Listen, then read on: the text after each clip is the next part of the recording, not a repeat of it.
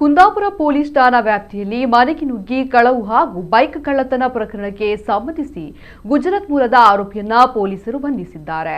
ಗುಜರಾತ್ ರಾಜ್ಯದ ಅಮ್ರೇಲಿ ಜಿಲ್ಲೆಯ ಸಾವರ್ಕುಂಡ್ಲಾ ತಾಲೂಕಿನ 37 ವರ್ಷ ಪ್ರಾಯದ ಲಾಲಾಜಿಬಾಯಿ ಬುಧಭಾಯಿ ಸೋಲಂಕಿ ಬಂಧಿತ ಆರೋಪಿ.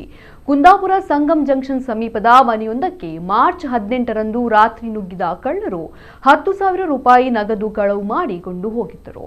ಈ ಬಗ್ಗೆ ಕುಂದಾಪುರ ಪೊಲೀಸ್ ಠಾಣೆಯಲ್ಲಿ ಪ್ರಕರಣ ದಾಖಲಾಗಿತ್ತು. ಅದೇ ದಿನ ಕುಂದಾಪುರ ವಿನಯ್ ಆಸ್ಪತ್ರೆಯ ಸಮೀಪದ ಪಾರ್ಕಿಂಗ್ ಸ್ಥಳದಲ್ಲಿ ನಿಲ್ಲಿಸಿದ್ದ ಬೈಕನ್ನ ಕಳ್ಳರು ಕಳವು ಮಾಡಿರುವ ಬಗ್ಗೆಯೂ ಠಾಣೆಯಲ್ಲಿ ಪ್ರಕರಣ ದಾಖಲಾಗಿತ್ತು. ಈ ಪ್ರಕರಣಗಳ ಬಗ್ಗೆ ತನಿಖೆ ನಡೆಸಿದ ಪೊಲೀಸರು ಆರೋಪಿ ವಿಳಾಸದ ಆಧರಿಸಿ ಗುಜರಾತ್ ರಾಜ್ಯದ ಅಮ್ರೇಲಿ ಜಿಲ್ಲೆಯ ಸಾವರ್ಕುಂಡ್ಲಾ ಎಂಬಲ್ಲಿಗೆ ತೆರಳಿದ್ದರು. ಅಲ್ಲಿ ಆತನಿಗಾಗಿ ಹುಡುಕಾಟ ನಡೆಸಿದಾಗ ಆತ ಉತ್ತರ ಕನ್ನಡ ಜಿಲ್ಲೆಯ ಮುರುಡೇಶ್ವರದಲ್ಲಿರುವ ಮಾಹಿತಿ ದೊರೆಯಿತು. ಅದರಂತೆ ಆತನನ್ನ ಮುರುಡೇಶ್ವರದಲ್ಲಿ ವಶಕ್ಕೆ ಪಡೆದು ವಿಚಾರಣೆ ನಡೆಸಿದಾಗ ಆತ ಕುಂದಾಪುರದಲ್ಲಿ ಮನೆ ಹಾಗೂ ಬೈಕ್ ಕಳ್ಳತನ ಮಾಡಿರುವುದಾಗಿ ಒಪ್ಪಿಕೊಂಡಿದ್ದಾನೆ. ಆತನಿಂದ ಕಳವು ಮಾಡಿದ ಬೈಕನ್ನ ವಶಪಡಿಸಿಕೊಳ್ಳಲಾಗಿದೆ.